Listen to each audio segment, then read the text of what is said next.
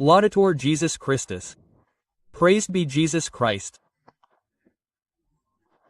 Dear friends of Vatican Radio, Vatican News, welcome to the live broadcast of the visit of the Holy Father Leo XIV to the Sultanate of Gibraltar, also known as the Blue Mosque. Today is Saturday, November 29, 2025, in Rome and Vatican City, on the third day of his first international apostolic journey to Turkey and Lebanon.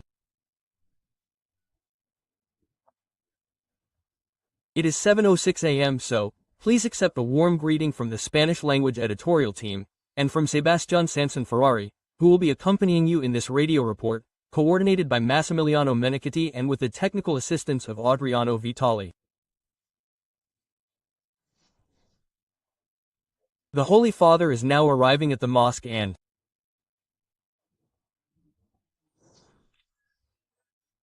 a special greeting goes to those who are following us on radio, television, and the internet, through our Vatican News portal, Facebook Live, and YouTube.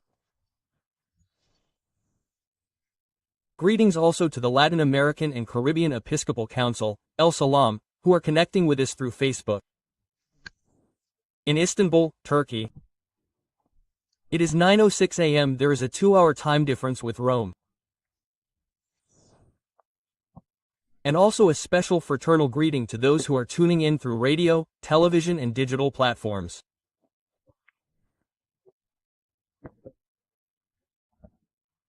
As always, our friends from the SOAR, New Evangelization, Setelm Television in Spain, Radio Maria in Paraguay, Radio and Television Caritas, Catholic University in Asunción, Paraguay, Radio Vicentina Chile, Radio La Voz de Maria in Guayaquil, Ecuador, Radio Magna in Chubut, Argentina and in the United States, Radio Paz in Miami, Radio Immaculata and Immaculata Television, ETN Radio and Television.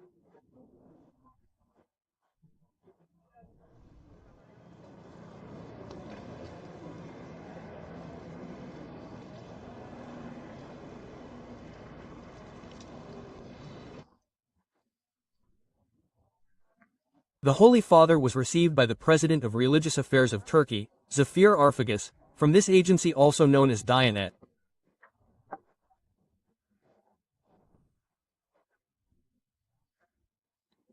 The Pope had already met with Zafir Arfagas on Thursday, November 27, on the first day of his first international apostolic trip to Turkey and Lebanon.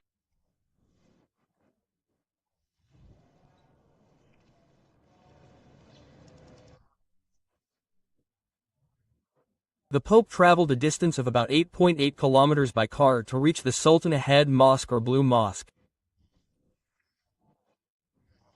The name comes from the 21,043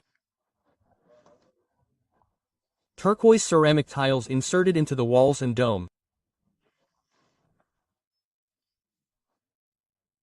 As a sign of respect, the Roman Pontiff is removing his shoes to enter this sacred space of the Muslim religion.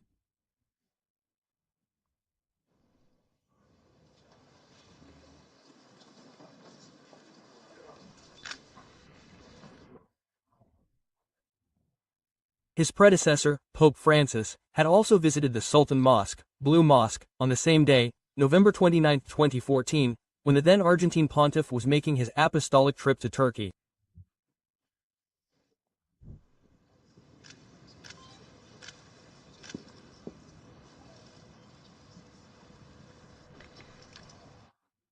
They are explaining to the Holy Father the characteristics of the mosque. The only one with 6 minarets, normally there are 4, is separated, surpassed in this only by the Mosque of Kaka in Mecca which has 7. This architectural peculiarity is due, according to a popular story, to a misunderstanding. Sultan Ahmed I, unable to match the magnificence of Sultan Suleiman's mosque in Istanbul, could find no better solution to try to distinguish it than the golden minarets. However, the architect misinterpreted the Sultan's words, understanding altar, which in Turkish means 6, instead of altın, which means gold.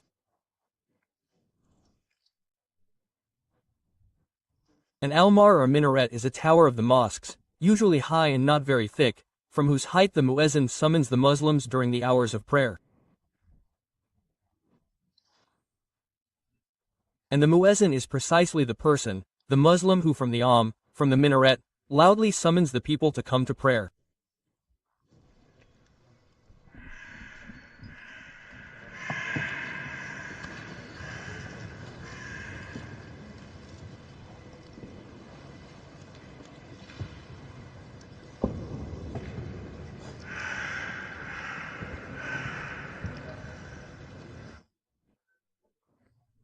The Blue Mosque is one of the most magnificent structures of the Ottoman Empire, located next to the Byzantine Hippodrome and opposite Hagia Sophia in Istanbul.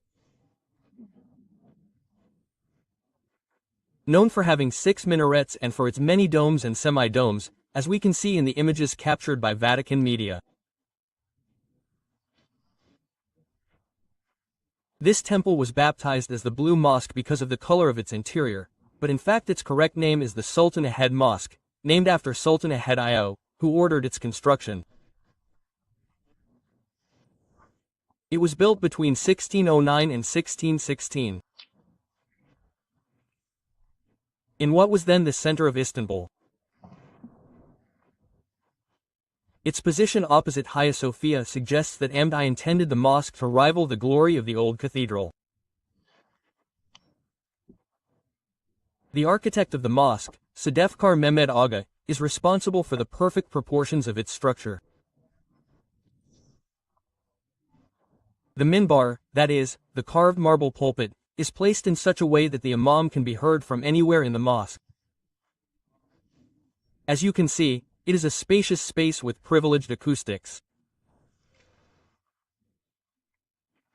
The central dome of the mosque is 77 feet, about 23.5 meters in diameter and 141 feet, or about 43 meters high, and is supported by 4 large pillars and surrounded by 8 smaller cascading domes.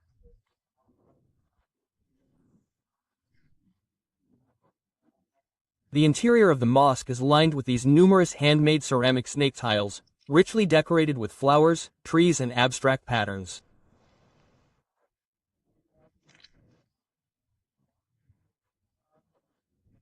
Above the tiles, the walls are painted with various motifs, usually in blue, as is being explained to the Holy Father Leo XIV at this moment, who is attentively observing every detail of this sacred prayer space for the Muslim religion.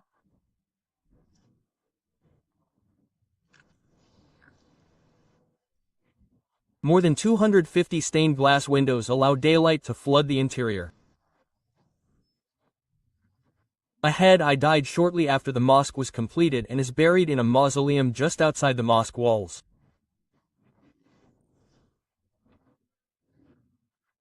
The Blue Mosque has a capacity to accommodate around 10,000 worshippers, and hundreds of Muslims use it for daily prayers 5 times a day, with many more attendees on Fridays and during Muslim holidays.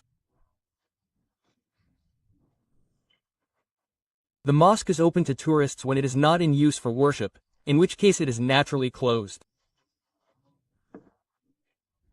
Non-Muslims can enter through the southern entrance, but the western entrance is the most splendidly decorated.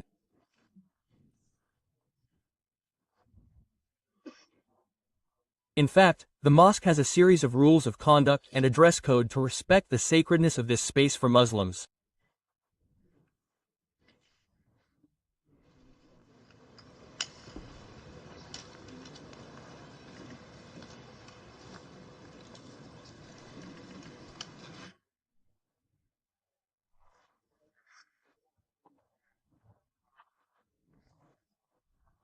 As we said, the Holy Father was received at the Blue Mosque by the President of Religious Affairs of Turkey, Zafir Arfagis, who is giving the Holy Father a detailed tour of the various aspects of this impressive structure that we are seeing in a magnificent shot by Vatican media at this very moment, as it stands imposingly there in Istanbul, Turkey.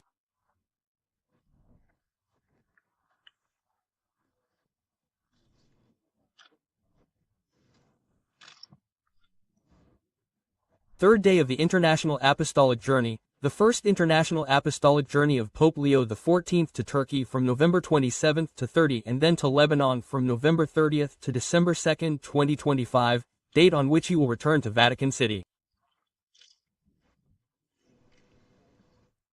Next Tuesday, December 2.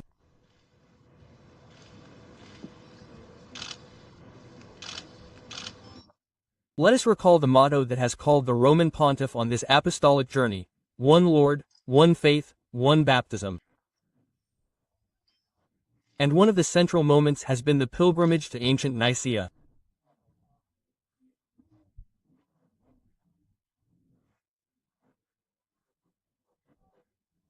Yesterday, Friday, November 28th, Pope Leo XIV participated in an ecumenical prayer meeting with Patriarch Bartholomew I, the Ecumenical Patriarch of Constantinople, at the site of the archaeological excavations of the ancient Basilica of St. Neophytos in Iznik, ancient Nicaea, to commemorate the 17th anniversary of the First Ecumenical Council convened in the history of the Catholic Church.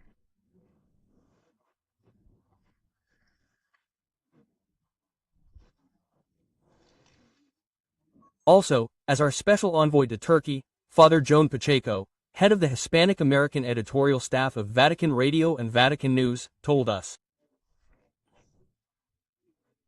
From the Sultan Mosque, the Blue Mosque in Istanbul, Turkey, the President for Religious Affairs of Turkey, Zafir Arfagas,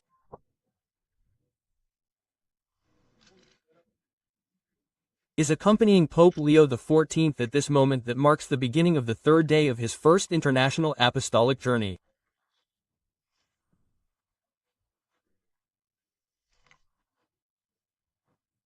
Following his visit to the mosque, the Holy Father is scheduled to have a private meeting with the heads of the churches and Christian communities in the Syriac Orthodox Church of Mor Ephraim.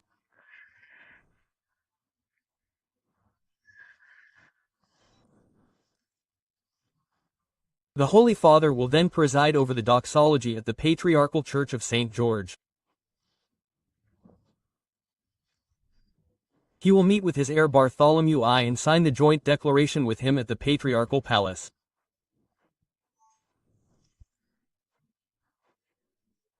In the afternoon, the Pope will preside over Holy Mass at the Volkswagen Arena in Istanbul, Turkey, a multi-purpose structure designed to host live events ranging from 4,500 to 5,800 units depending on the combination of standing seating and the configuration of the VIP area.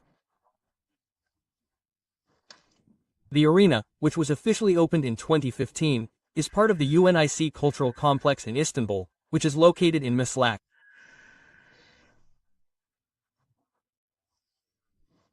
Pope Leo XIV is receiving a detailed explanation of the various important elements that make up the Sultan Ahmed Mosque or Blue Mosque here in Istanbul, Turkey, where he is.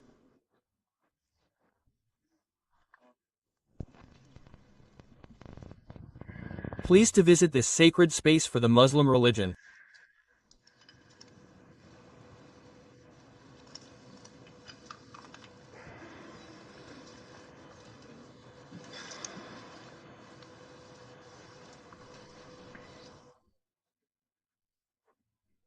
Pope Leo XIV's visit to the mosque is a very important event in his first apostolic journey to Turkey and Lebanon, in this case specifically from the perspective of interreligious dialogue.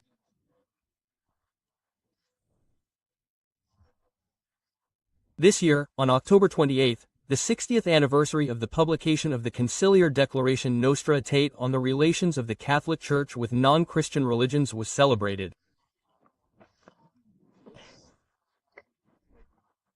Among the events held to mark this anniversary, the Pope had participated in a commemoration in the Paul VI Hall in Vatican City, on which occasion he underlined the relevance and validity of this text.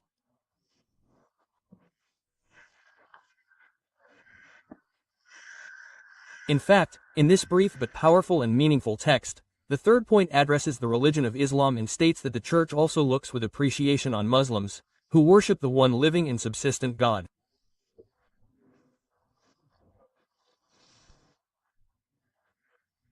Merciful and Almighty, Creator of heaven and earth, who spoke to men to whose hidden designs they seek to submit with all their souls as Abraham, whom the Islamic faith looks upon with pleasure, submitted to God. The text says, they venerate Jesus as a prophet, although they do not recognize him as God. They honor Mary, his virginal mother, and sometimes they also invoke her devoutly. They also await, the declaration says, the day of judgment, when God will reward all resurrected men. For this reason, they also cherish the day of judgment, when God will reward all resurrected men. Therefore, they value the moral life and honor God, above all with prayer, almsgiving, and fasting.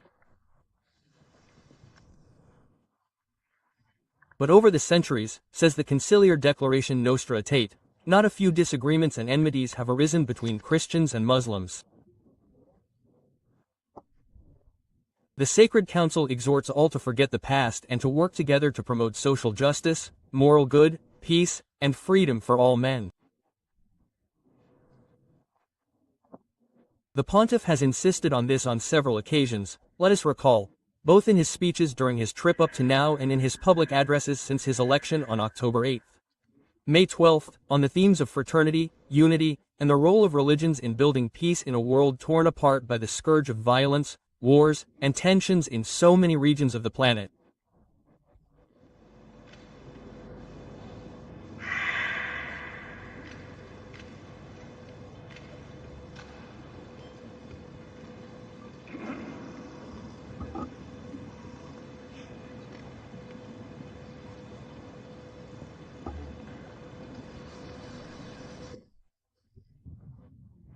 In commemorating the 60th anniversary of Tate's Declaration of Our Lady, Pope Leo XIV said that if the declaration had strengthened the bonds between us, speaking before leaders of different religions, I am convinced that its message remains very relevant today.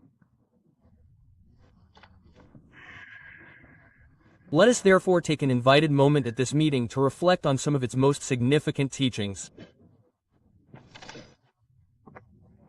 First, Tate's Declaration of Our Lady reminds us that humanity is drawn ever closer together and that it is the Church's task to promote unity and love among men and women, as well as among nations. Second, it points out what we all have in common. We belong to a single human family, one in our origin and one in our final destiny. Furthermore, each person seeks answers to the great enigmas of the human condition. Third, the Pope emphasized, the religions of the entire world are united, seek to respond to the restlessness of the human heart. Each in its own way offers teachings, ways of life, and sacred rites that help guide its followers toward peace and meaning in life. Fourth, the Catholic Church rejects nothing that is true and holy in these religions, which reflect a glimmer of that truth that enlightens all men. She regards them with sincere respect and invites her sons and daughters, through dialogue and collaboration, to recognize, preserve, and promote what is spiritually, morally, and culturally good in all peoples. Finally, the Holy Father said, we must not forget how our era actually developed. Initially, Pope John II commissioned Cardinal Agustin Bea to present to the Council a treatise outlining a new relationship. In this case, it was between the Catholic Church and Judaism. We can therefore say that the fourth chapter dedicated to Judaism is the heart and generative nucleus of the entire declaration.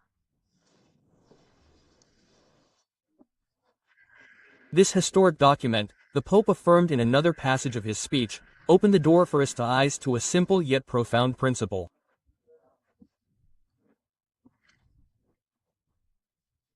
Dialogue is not a tactic or a tool, but a way of life, a journey of the heart that transforms all involved, both the listener and the speaker. What's more, we travel this path not by abandoning our own faith, but by remaining steadfast in it. Because authentic dialogue does not begin with compromise, but with conviction, with the deep roots of our own faith, which gives us the strength to approach others with love.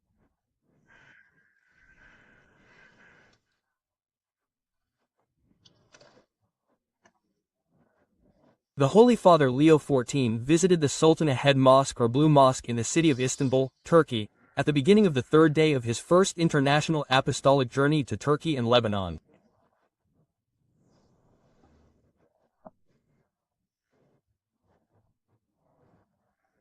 He will remain in Turkey until Sunday, December 30th, and from there he will depart for Lebanon, where he will remain until Tuesday, December 2nd, 2025.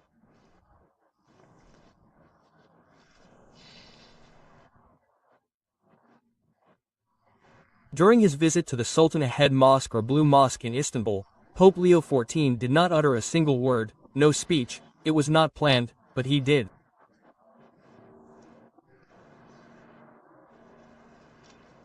The Pope remained silent. A gesture that also revealed respect for the sacred space in which he found himself.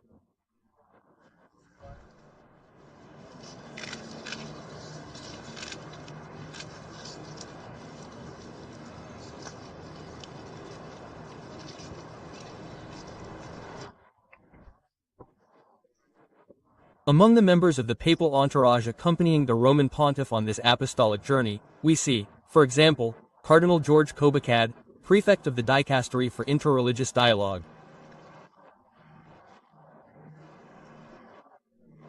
This is a very important topic on this apostolic journey, as is ecumenical dialogue.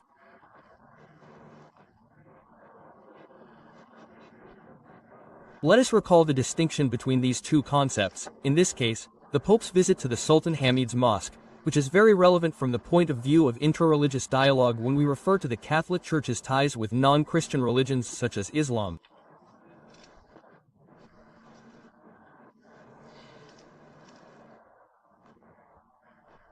And in the case of ecumenical dialogue, we refer to the Catholic Church's dialogue with Christian religions, with Christian denominations.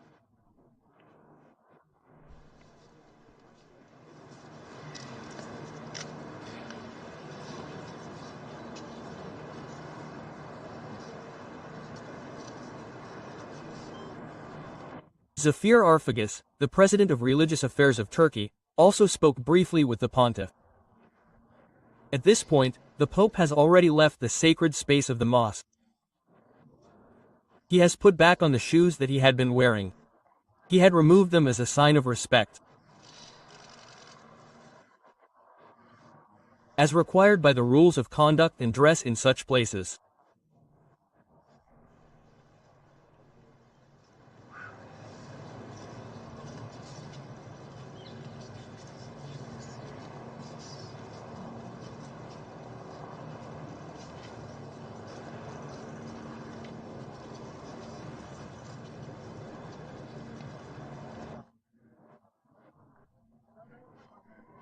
Let us keep in mind, dear friends, the Holy Father's commitments after this visit to the Sultan Ahmed Mosque or Blue Mosque in Istanbul, Turkey.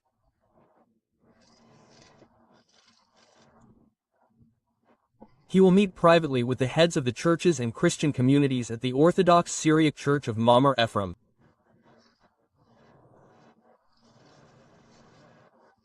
He will also meet with His Holiness Bartholomew I and sign the joint declaration at the Patriarchal Palace.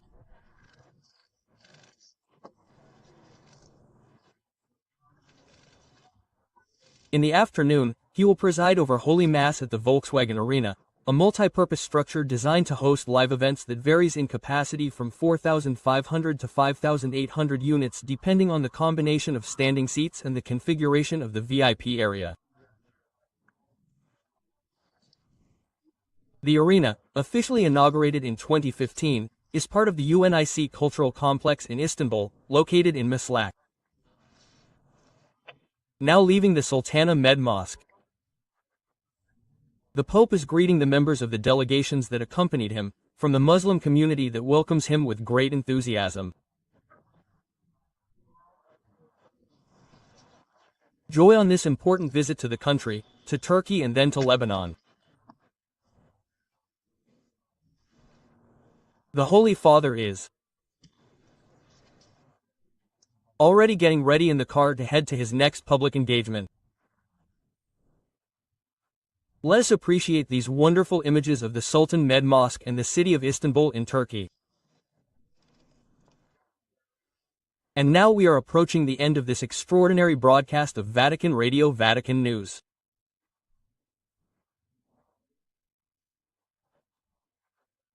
We have brought you the visit that the Holy Father Leo XIV made to the Sultan Ahmed Mosque or Blue Mosque in the city of Istanbul in Turkey on the third day of his first international apostolic journey that will take him first to Turkey and then to Lebanon from November 27 to December 2, 2025. From Vatican City, Sebastian Sanson Ferrari and the other members of the Spanish-language editorial team have accompanied him.